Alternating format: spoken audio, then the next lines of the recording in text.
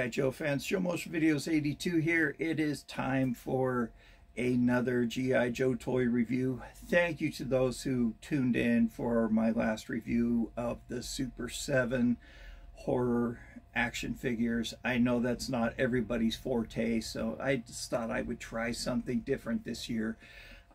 Throw some of these horror toys in with the G.I. Joe reviews. So we're going to be looking at the 12-inch Hall of Fame Storm Shadow. This one was released in 1992. And I do remember seeing these out on the shelves at that time. I was just ending my junior year of high school and going into my senior year. And $20, that was the retail price on these, is $19.99. That was quite a bit of money for me to spend. Well, for any kid to spend, really, in my opinion. Back at that time, minimum wage, I remember, was $4.25. And you know, that I would have to work, you know, little under 4 hours to pay for this. So essentially that was a day's worth of work for me. As I had a job at the time. I would work from 5 to 9, 20 hours a week. And I brought home, I think, around $60, $65 every 2 weeks after taxes. So, I mean, it wasn't a lot of money. I mean, that would be a third of my income just for one action figure. So I stuck with the 3 3/4 inch if I did buy any. But I was at the age where I was dating regularly, and more interested in hanging out with my friends than I was with collecting toys. But I still would buy stuff once in a while. But these I completely passed up because of the price point. Yeah, I thought they were really cool naturally, but yeah, it was just the price point that I had to pass up. And this one is the Arctic Storm Shadow, so that would be version 3 or version 4. I can't recall right off the top of my head. That's who this was modeled after. So he was no longer with Cobra, he was with G.I. Joe. So, which I thought was kind of cool. I didn't follow the comics at that time. And when Storm Shadow version 2 came out, I saw that he was affiliated with G.I. Joe, and I was like, wait a second, what's going on here? Then I saw that he had the same tattoo on his arm that Snake Eyes was associated with, the Rashikage tattoo. And I thought, wait a second, Storm Shadow's a good guy? And then explained it in the comics. But I wasn't following the comics as closely. Anyway, let's go ahead and get into this review. I will get the classified Storm Shadow and put it right next to this one, see how they compare. There is a little bit of a difference. This is more true to the 3 3/4 inch action figure than the classified Storm Shadow was. So let me get the stuff gathered up. All right, so here's just a quick side-by-side comparison with them in the boxes. There is a vast difference between the classified and this one. I had already reviewed this guy a while back. Very cool action figure. Given the price point that he's at now, I'm glad that I purchased him then. So this is G.I. Joe Hall of Fame. 12-inch fully posable, specially numbered collector's edition, realistic ninja outfit, and real metal dog tags. Authentically styled battle weapons, a specialized combat manual. This is rifle really shoots. Of course, it's the 90s, so they have to have a spring action rocket launcher. And picture of Storm Shadow there. And these are pictures of the suits, the extra uniforms that you could buy. And right here at the top has Gung Ho, Storm Shadow, Ace, and Destro. So down here gives a brief history of the 12-inch G.I. Joes. It says 1964, the original 12-inch G.I. Joe blasted his way to the forefront of modern military technology, armed with a devastating barrage of incredible high-tech weaponry, equipped with the most advanced tactical training known to man. A team of crack military fighters from the Army, Navy, Air Force, and Marines soon emerged to battle countless enemy forces. Through it all, it transcended into boundaries of air, land, and water to prevail as the ultimate freedom fighting force. Today, these heroes of military might continue to fight for freedom and justice around the world, battling the deadly forces of Cobra with unrelenting determination. Now you can join the seasoned battle-hardened warriors that started all with the original real American hero,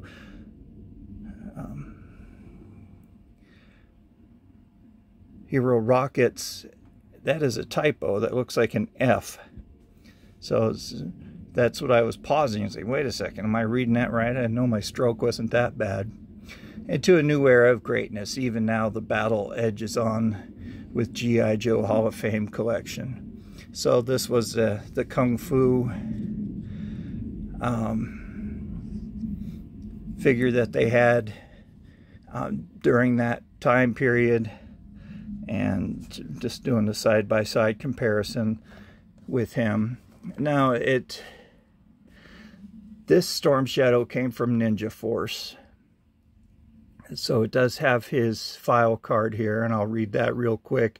File name, Arashikage Thomas S. Serial number 3928793NJ11.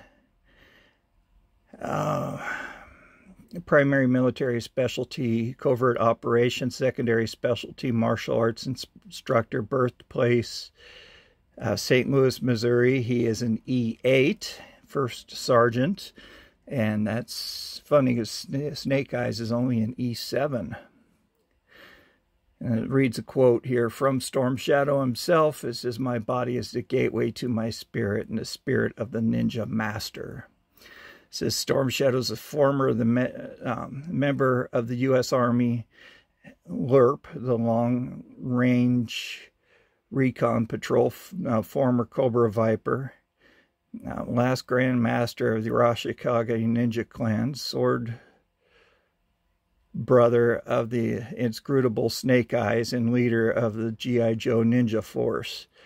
I'm drawing from generations of secret lore and years of intense combat experience. Storm Shadow utilizes and occasionally teaches such esoteric techniques as Cloak of the Chameleon and Screaming Whirlwind.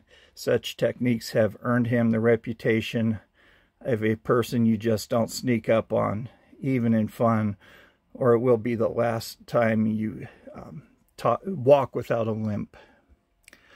Okay, so that's chameleon camouflage that he's wearing. Government issued metal dog tags, and it just goes down the list of everything. So let's go ahead and pull that out. Pull the figure out here. So it says right here, 1999. That still gets me, man. That's a lot of money, even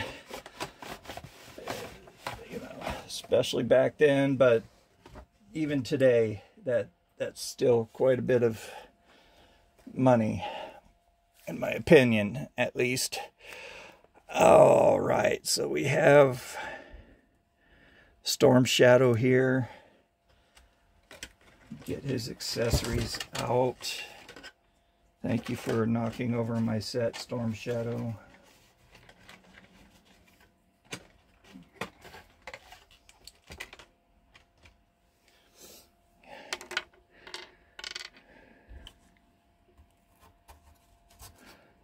So I'll just leave that tipped.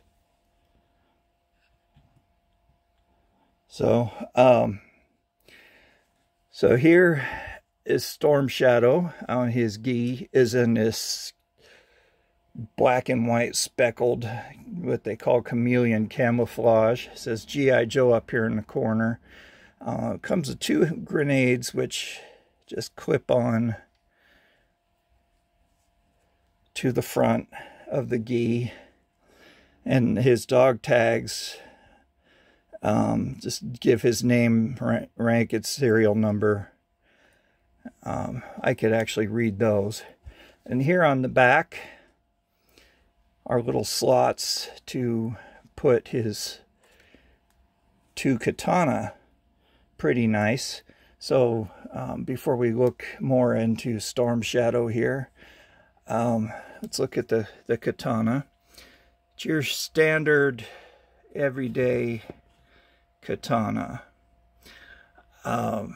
You see it has the furniture here on the base. You know, this is hand wrapped, and underneath would be some ray skin. It has the Suba here and the hand guard. These usually have pictures on them.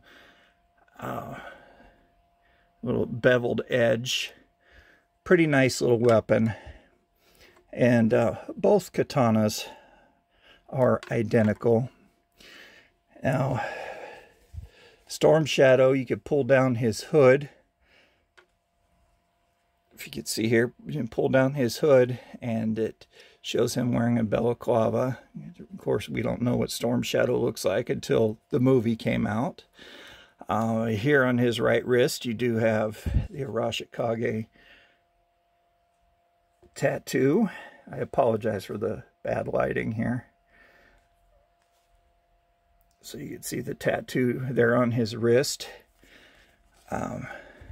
Nothing on that wrist. He is made out of rubber.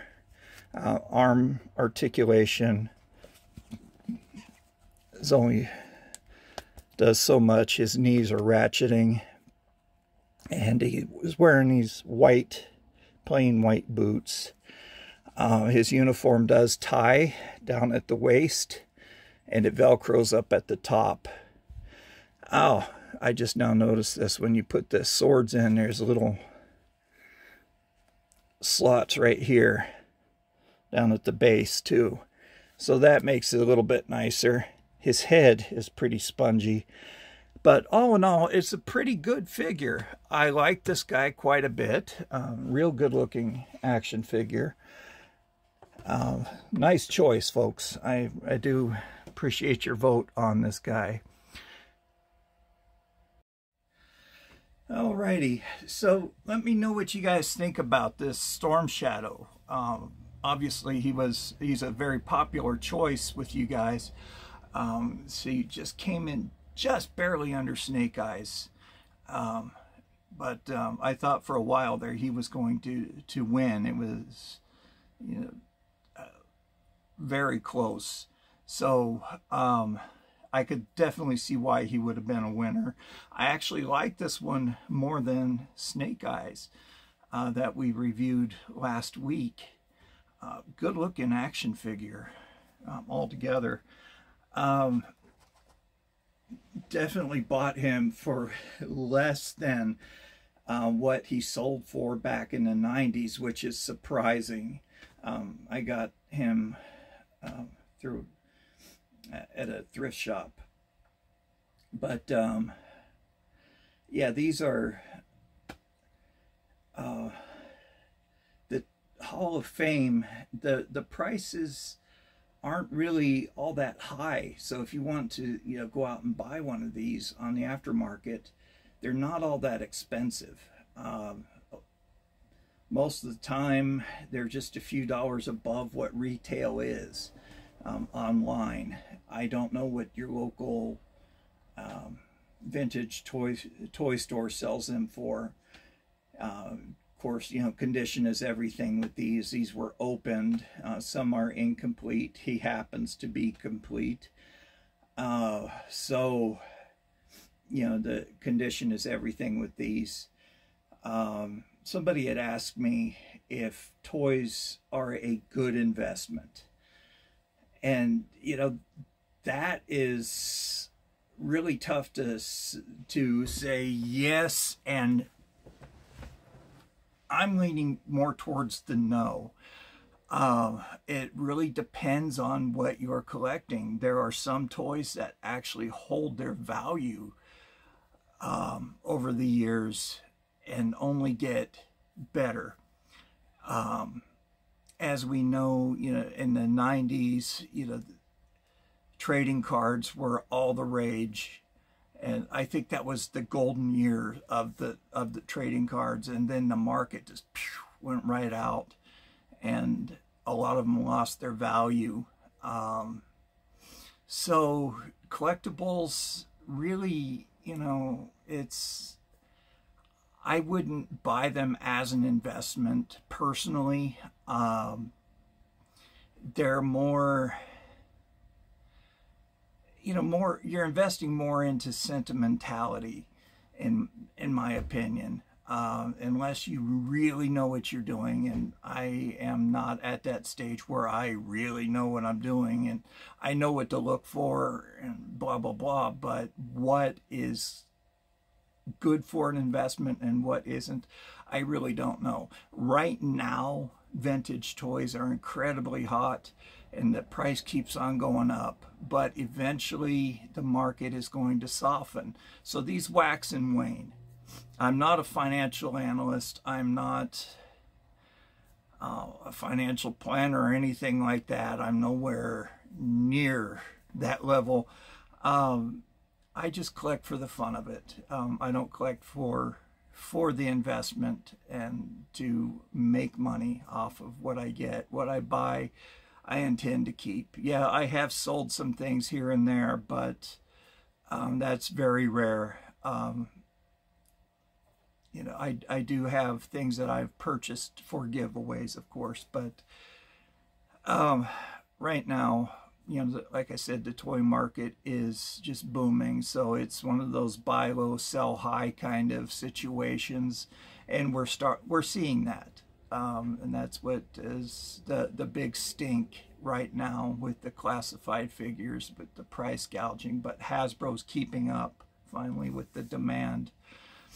So that's lowered the price on a lot of them. So we're not going to see a Major Blood sell for $3,000. Or a Baroness with the Cobra Coil sell for $200 or $300 like she was. You know, the lowest price I've seen so far is $70, and you know, still that's three times the amount that you paid at retail. So it's still, you know, one of those things. If you find it at retail, you know, I'm not for price gouging, but if you're looking to make money off of toys, this is the time to do it. So, you know, that is clearly up to you guys if you want to do that or not. But for me, it's just to collect, enjoy, review, and for giveaways. So anyway, guys, you take care. Stay safe out there. Remember, be kind to everyone. You just never know what kind of day a person is having, and especially be kind to animals. They know nothing but unconditional love. So until next week, this is Joe Motion Videos 82 signing off. We will be reviewing another Hall of Fame action figure. I still have a few more to go through. So anyway, you guys take care.